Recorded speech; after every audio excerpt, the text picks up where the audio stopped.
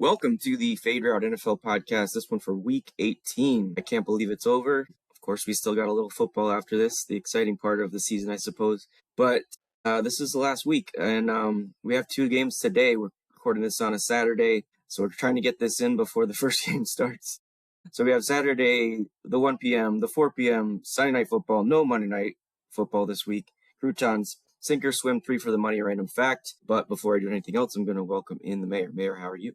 Pretty good. We took another break last week with the holiday season. We still got our Crouton bets in and everything. I think I went 0 for everything last week, so I don't even need to talk about that for the rest of this podcast. It's week 18, so it's bittersweet for what 15 of the NFL team or 16 of the NFL teams because they are now out of the playoffs, and there's only 14 teams that'll be surviving after this week, and a lot of teams in bitter disappointment, and other teams the hopes for what everybody does it for the Super Bowl. Here we go. All right. I got a random fact before we start talking about all the games. I don't think we've done this one before, but let me know if you have heard this one. So all the planets in our solar system can fit between the Earth and the Moon if you just line them up. I have heard that. And that's just insane. Just the way that you picture the huge planets. Yeah, And the way you... when you go down the rabbit hole of the algorithm, Neil deGrasse Tyson, some of the things you hear him explain are really phenomenal with the spacing, and I think one of them was basically a science teacher wanted to explain how far the moon and the earth would be in relative to the size, and it was like a tennis ball or like a marble and like a basketball or something like that, and then they basically sent the marble, 2 buildings over and the basketball in the classroom, or it was something so extreme that it's like, oh, okay. So, when you're learning it in science class, they got to cram it in one picture to just ruin your perception of things. Yeah, absolutely. That's what it is. We don't understand it because of the way it's always pictured in the textbooks and stuff. All right, but maybe we educated somebody else. All right, we have two games today, both with big playoff implications. Carolina's at Tampa Bay. Tampa Bay favored at home, -2.5. The over/under is 43.5. Carolina winning every other game, it seems, but they could beat this Bucks team pretty easy. I don't see how this Bucks team wins this game. I guess Carolina defense could fall apart or something like that. But Carolina is in the driver's seat here.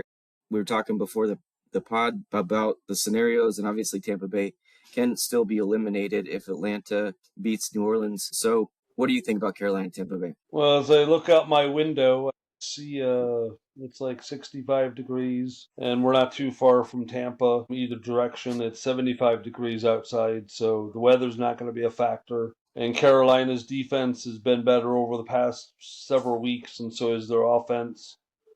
Tampa Bay kind of something happened a couple weeks ago, lose a couple key players, and the season's just not the same. They were looking at Baker for MVP and the Bucks the best team in the league 6 or 7 weeks ago.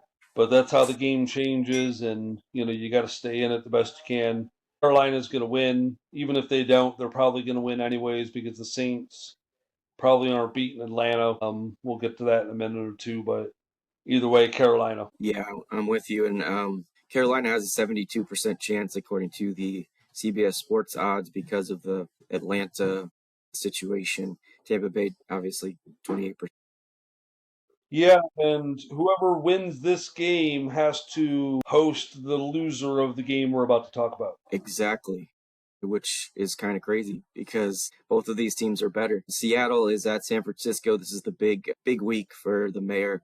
The 49ers can lock up playing at home for the entire playoffs if they win this game and get the 1 seed. And not only that, all the way through the Super Bowl, which is insane. Obviously, both of these teams want to win this really badly, but do you feel like San Francisco has an extra incentive because of that long road that everybody else will have to take to Santa Clara? Well, absolutely, but it's also that much more pressure on that team that they're thinking about in the back of their head that maybe one less thought in your head on game day is probably better than not. But, Shanahan, it's amazing when I was thinking about their season. In the early part of their season, their defense was the reason they were winning a lot of football games when Purdy was out. Mac Jones was doing acceptable as backups, not causing turnovers, not losing football games. And then Fred Warner kind of went out and that defense kind of shifted. But right then, Brock Purdy came in, and over the past 7 weeks, they've averaged 35 points of offense, which is the best in the league.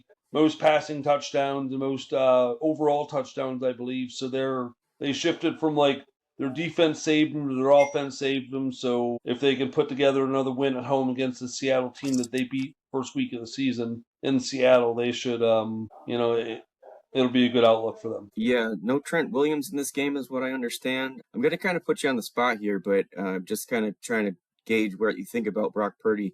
How many quarterbacks in the league, just think about the entire league, would you put ahead of Brock Purdy? In other words, if you could trade for any quarterback, how many would you put above Brock Purdy the way he's playing right now? Probably Justin Herbert. I mean, I would give him the benefit of the doubt. Matt Stafford, of course, gets the benefit of the doubt, but if you're talking 5 years, I don't want Stafford because Right. he's got two left. But if you're talking just this season, probably Matt Stafford. Yeah, I don't And I know. was saying like just this season, you wouldn't want Lamar Jackson. Yeah, Patrick Mahomes hasn't played that well, well, obviously injured. that's why I haven't just fired their names off because I. But what about Josh Allen? Would you still put him Yeah, over probably just for Josh this season? Allen. He just he's never had a total team around him. And not that that's what it takes, but sometimes that's what it takes when you're playing against a team like Kansas City. But not too many I would put ahead of him right now. Yeah, I mean he's probably fourth if I don't see anybody on here that I'm missing that's currently healthy. All right, so let's move on. I was just curious about that. So I said San Francisco underdogs at home. The over/under is 48. Obviously, a huge game for everybody involved in the NFC playoffs. The 1 p.m. game's tomorrow, so Cleveland is at Cincinnati. This one doesn't have any playoff implications. Cincinnati is favored by 7.5. The over/under is 44.5. Cincinnati, if they play everybody, I think they're going to run away with this. Like I heard this earlier, but like if Cincinnati goes up by 10, what chance does Cleveland have? They're not going to be able. Their best receiver is out. They're just not going to be able to score. So even though that Cincinnati team's so bad on defense. Yeah, I'm not even going to watch this game. Yeah, I don't blame you. Dallas at the Giants. The Giants are +3. The over/under is 50 points. I guess this might be an entertaining game because the Giants have managed to be entertaining at times, and Dallas has been fun on offense, but no playoff implications for this one as well, as far as I know. There is still the number one seed at stake for the draft, or the number one pick, sorry, for the draft. But the Giants kind of blew it last week. They could have, secured their spot. So I don't know. I don't think they're playing for the one. And I don't know what Dallas is playing for either. Do you have any thoughts on this game? I don't want to say the Cowboys are on upset alert, but it would be a very Cowboy thing to do to lose on the last week of the season in grand fashion. I hope the Giants win. Take that, Dallas fans. All right, Tennessee at Jacksonville. Jacksonville favored by 13 at home. The over/under is 47.5. That's too high of a number. The Tennessee team has gotten better over the course of the season. They've looked pretty good the last 2 or 3 weeks, but no way I'm taking Tennessee. Jacksonville was something to play for. So I think that number's too high, but Jacksonville is going to win this game. Yeah, I think so too. I would not bet 13.5.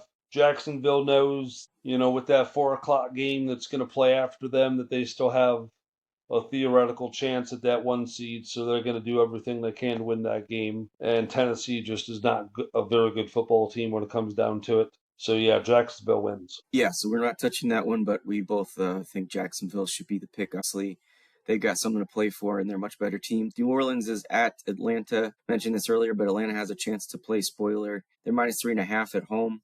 They could ruin the Tampa Bay Buccaneers season, even if the Bucs win today. So the over/under is 44. Would it be a Falcons thing to do to just win this game, even though it means nothing but knocking Tampa Bay out? Yeah, but by knocking Tampa Bay out, they're letting the Panthers in. So it's not Right. it's not like if it was a non-division foe that Tampa was playing, or the case would be, I would say yes. So I think this is going to be one of those games where all these guys are professionals and they're playing for pride. Some are playing for contracts. So I think the Saints can win this game and getting 3.5. That's a pretty entertaining line, to be honest. Because I think they've kind of found with their new quarterback.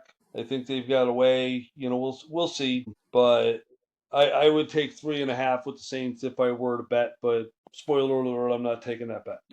What I was saying though with Atlanta is, would it be just a Falcons thing to do to win this game, because they could influence the playoffs even though they're not in the playoffs, and you can never predict what Atlanta's going to do week to week.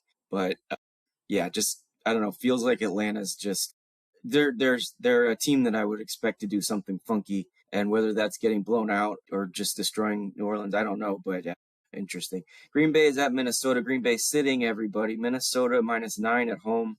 The over/under is 36.5. Green Bay secured the 7th seed. They can't get in. Both the mayor and I switched Green Bay for Dallas after the Micah Parsons trade. We had Dallas in the playoffs, and then we switched in Green Bay. I had them at the 7th seed, so that's one of the predictions I got right. But next week we'll talk about all the ones I got wrong. But is there anything to talk about with Minnesota? No, I think they overachieved last season and made the playoffs. Didn't really follow through this year. So, they're going to get back to the drawing board. I think they've got a promising team in the future, but we'll see. Yeah, I think they win this game. That's a lot of points, but I don't see Green Bay is probably not going to play very much of anybody. So it'll all be backups the whole time. No reason why Minnesota doesn't easily win this game. Indianapolis is at Houston. Obviously, Houston's still alive to win the division if Jacksonville should lose. So Houston's playing for something. Indy, they're sending in their third string quarterback, or maybe it's their second string quarterback. I'm not sure what the Phil Rivers situation is. I know he's not there anymore. Houston is 10-point favorites at home. The over/under is 38.5. Be the most surprising thing of the season if Houston loses this game. If Houston loses this game, the most surprising thing of the season? Well, Jacksonville's playing at the same time, so they won't know for sure whether they have a chance. So. Yeah, I don't think Houston's going to lose this game. I think they're going to be ready to go.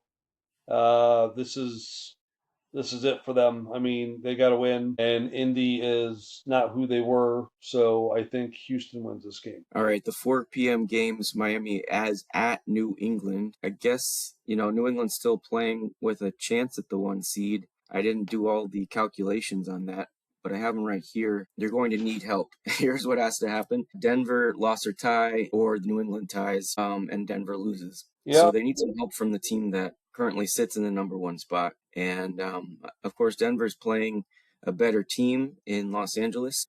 Maybe that is a factor here. New England and Denver is going to be playing at the same time. So do you have any thoughts on New England hosting the Dolphins -11? No, I think New England's going to win that game, but the problem is, it's the counterpart of what you need to happen over in Denver. Or LA, wherever that game is. I think it's, the victor goes to spoil. The Dolphins got everything to play for, prevent, they could win the game and say, oh, we prevented you from getting the 1 seed. And if Denver lost, it would be that much more better feeling for the fans to do absolutely nothing. But New England wins this game, but I don't know if it's going to matter. Yeah, we talked about this right before the pod too, but Jim Harbaugh announced that he's sitting his starters. So Denver should coast to an easy win. We'll talk about that in a second. So I don't think I mentioned Miami at New England. The over/under is 45.5.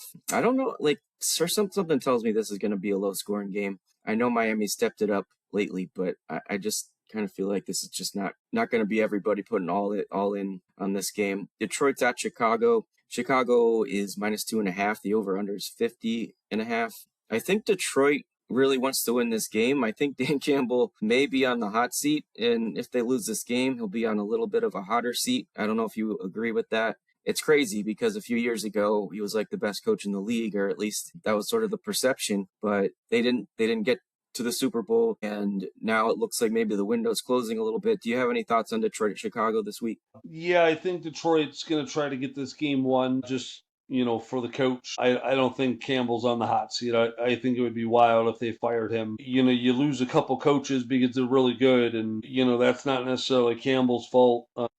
He's not the one selecting these assistant coaches. I'm sure he's got say in it, but at the same time, you lost some players. You got to keep that roster going and being able to build upwards and not, relying on that top veteran talent all the time that's going to go away or retire or get traded. Bears can be as high as the 2 seed, so they got something to play for, but, they may take their foot off the gas pedal early because they know they're not getting the 1 seed, so they've got to play at home next week no matter what. Right. So they might not necessarily, the difference between the 2 seed and the 3 seed at this point is going to be on the hinges that San Francisco or Seattle doesn't win their first game to where, you're traveling west anyways. So I think Detroit wins. Yeah, you make some good points there, and I think I was saying that Detroit had that motivation, but I mean the only case for getting rid of Dan Campbell is maybe they just want to restart with this, but they have so many good players on offense and they have enough good players on defense, but they've had some injuries. They do have to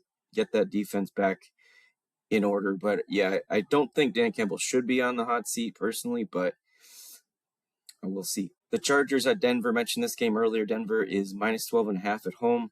Chargers resting everybody. Denver, it would be embarrassing if they lost this game.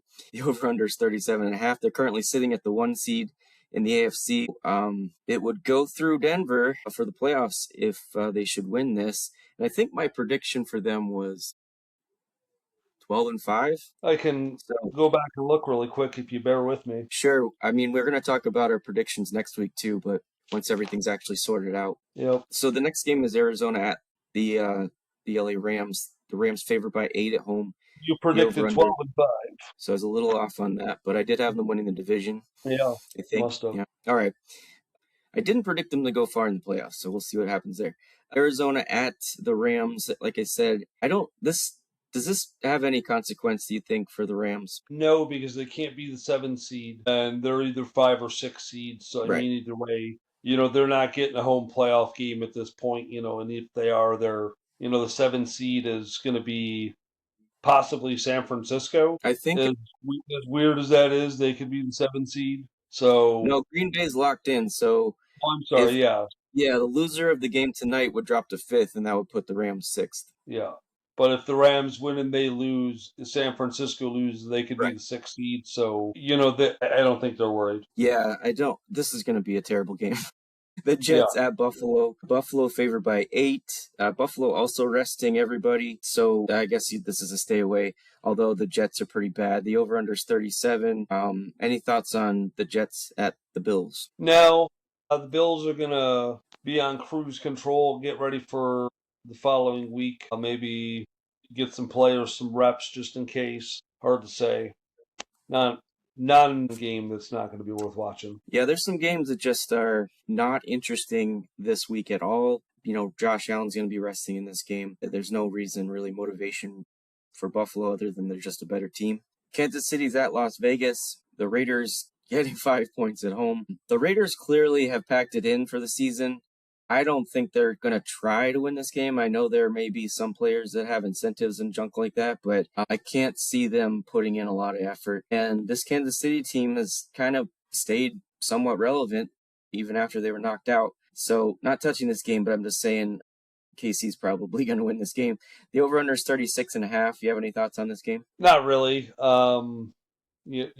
Other than Kansas City fans, no one's watching this game because Raiders fans are in Oakland or wherever the hell they're from. But the stadium is probably going to be empty. It'd probably be a good time to go to that game if you wanted to get in for cheap. But other than that, Is there a lot of people in Vegas around this time of year? Or is there yeah. like the New Year's resolution, I'm not going to gamble so much in the new year, so I'm staying out of Vegas? Well, Las Vegas on New Year's Eve is crazy. How many of them are still there Right. till Sunday? Maybe some flew in early for New Year's Eve and we're catching a Raiders Chiefs game. Hard to say. Yeah. Well, we'll know because they'll show a little bit of this game. Tins at Philadelphia. Philadelphia 4-point favorite at home. The over/under is 39. I put this in the unwatchable category as well. But what do you think about this game? Yeah, completely unwatchable. Philly's gonna cruise into next week and prepare for whatever they can for next week. Yeah, I'm surprised at the total 39. I mean, I guess that makes sense because Philly usually wins and doesn't score very much. So, but I don't know. I'm not going to touch it. With Baltimore, the last game, This Sunday Night Football, of course, this one consequential. The winner is winning the AFC North, Baltimore at Pittsburgh. Pittsburgh getting 3.5 at home. I forget exactly the statistic, but I think Mike, I want to say, which way is it? One of these coaches is like 24-4 against the other. I wish I had that stat in front of me. But this one, the only reason to think Baltimore is going to lose is if you think that previous games between these two matter. The Steelers are still not going to have DK Metcalf. TJ Watt may be back for this game, but Baltimore's got Lamar Jackson back, and he may not be fully healthy or anything, but I still think Baltimore's probably got the edge. They could probably run Derrick Henry for 200 yards and win this game pretty easily, but it should be a low score. The over-under 41, I would be surprised if it goes over. At about 1 o'clock or 2 o'clock last Sunday, I messaged you and said it's going to piss me off if we have to watch Pittsburgh and Baltimore on Sunday Night Football. And, I wonder what drew them to the conclusion to bring, because they could have that game on Saturday, like the Bucks game Saturday, Sunday night. They could have this game, but like people out west don't care about Pittsburgh or Baltimore, and people in the South don't care about Pittsburgh or both. Pittsburgh's kind of got a national following that Baltimore doesn't. They're hated by everybody in the Midwest because of the Browns. They're still salty from when the team moved out of town in the middle of the night. So, like San Francisco, Seattle for the 1 seed, and I get it Saturday night. They didn't even know. I didn't even know our game was going to be on Saturday. So I don't know. I'm going to watch and protest, but at the same time, the NFL is going to get everything they deserve. The score is 6-3, and we go to overtime and they tie or something, which we were talking about. A tie in this scenario, Baltimore wins, and I want to see like a 6-6 tie in overtime. Be the worst but best Sunday Night Football game ever. So you're gonna hate watch it. You're gonna just be mad the whole time, but you're gonna watch it anyway. Yeah, I'm gonna rage watch it. All right. So that's the week in sports. That's the week in football. The last game is Sunday night, as I mentioned earlier, and so by the end of that game, we'll know all of the scenarios and they'll be locked in for next week, the wild card round of the playoffs. We'll be back to talk about that. We got some games that we play on this podcast that we got to talk about first. We're going to talk about Croutons. Last week was a disaster here at the Fade Route podcast. We'd been doing pretty well, and then we got wiped out last week. You said you wanted to talk about one of those games. Did you still want to talk about one of those games? So yeah, I had Philadelphia. Let me see. Put me on the spot here. Give me a second. I don't know what was my pick. I didn't have. It was 44 over, if I'm remembering. Yeah, and it was Philadelphia, and I started watching Buffalo. Was it Philadelphia, Buffalo? Yeah. So prior to the week, I was like, oh wow, that's going to be a high scoring game. I like it. And then completely forgot I had crouton bets on it. And I'm watching the game, and it's pouring down the rain. I said, wow, the over-under of this game could be 22, and I would still take the under. And then I said, only a fool would take the over in this game. And then I log into the crouton bet, and I realized I had bet over 1 week or 3 days previous, and I was like, and I bet 150 croutons on a game where it was raining to hit the over of 44. Freezing rain. Yeah, freezing rain, exactly. So yeah. Don't listen to I me have about 1250. I've got 2 picks this week. We'll play this all the way through the playoffs, so who knows? I might start upping a little bit in the playoffs, and maybe you can climb back into this. I'm going to start with my first pick, and how many picks do you have? I got 3 picks. You got 3? Well, why don't you go ahead? Okay. My first pick, I am breaking one of my gold rules, and that is betting on my own team. I cannot resist San Francisco plus 2.5 at home. I will take it for 100. All right. I like it. I like San Francisco in this game. Getting points is crazy and disrespectful, even though that 49ers defense is super, super beat up. We didn't even talk about all that stuff. Brandon Ayuk not coming back. I guess he's just gone. The injuries that they had, but they have Christian McCaffrey, and I think they're going to win this game. So I like it. Buffalo is my first pick. Buffalo versus the Jets. Even though this under is crazy, I'm going to go over the 37. For the Jets? Yeah, Buffalo versus the Jets in Buffalo. Yeah, that makes sense. I'm with you on that one. For my second pick, Detroit's getting 2.5 points in Chicago. I already think they're going to win this game, so it makes sense to me. Detroit plus 2.5 for 100. Yeah, I was just hesitant with this game to think like, what if they are playing for something this week, but they're not really. So, yeah, I like that pick too. And my last pick is Denver minus 12.5. That's a whole bunch of points, but I don't see Denver struggling too much in this game against the Chargers backups in a game they need in Denver. There's something to play for there. So I'm going to take the 12.5, giving to have it 12.5. Sorry, Denver for 50 croutons. Wow, that's a little bit of a gutsy move. But I'm kind of with you in that game. I see that 38 over under. I'm going to go over that 38. I think, like you said, Denver's going to be able to put up 21 or 25, and they might not necessarily be playing defense so much. So if Chargers can get to 14 or 17, I think that 38's really easy to do. So I'll bet 100 on the 38 over. All right. So we kind of in agreement on these. Sometimes we are not, but so that's croutons. Do you have anything else to say about croutons? No, I've got three this week, all 100 bets. So, I'm going to have to get a couple big ones in there if I want to have a chance of catching back up. Yeah, makes sense. This is a tough week for everybody except the sharpest of gamblers because it's sort of like week one. We talked about this at the beginning of the season, but week one is a total crapshoot. You don't know which teams are going to be good or not. It's always a surprise 4 or 7 on week one. And then the same thing happens in week 18. You think you got it figured out because of who's resting and who's not and who needs something, but it sometimes just doesn't make any sense what happens. So let's move to sink or swim. This one's come down to the wire. I didn't know if everybody knew about this. We can technically tie still. Is that not true? We can still tie? I thought I was out. I had Oh, four losses in a maybe I row. was looking at last week's numbers. If you had won last week, no, you won last week, Yeah, but right? I thought I was. Let me pull it up while we're talking Because I think because we talked about this 2 weeks ago. yeah, but I lost one of those weeks. Well, you would get 18 points this week, and I have 104 points. So if I get this wrong and you get it right, we tie. Oh, then I'm looking at something wrong. Because you'd get Wow, 18 that. points. Oh yeah, you're right. Okay, so yeah, you need to get it wrong, and I need to get it right, and we'll see. Who'd you pick for it for you to get wrong? I'm taking I'm taking Denver. There's no reason they screw this up, and they're playing for something here. I don't see them messing this up, but so that's my pick is Denver. Okay, yeah, that's a fair pick. I'm going with Houston this week. I think I don't know. I needed a team to pick. I think they're playing Indy, and Indy's washed, so I will go Houston. All right, so we'll see. Never know. Could be a Denver upset.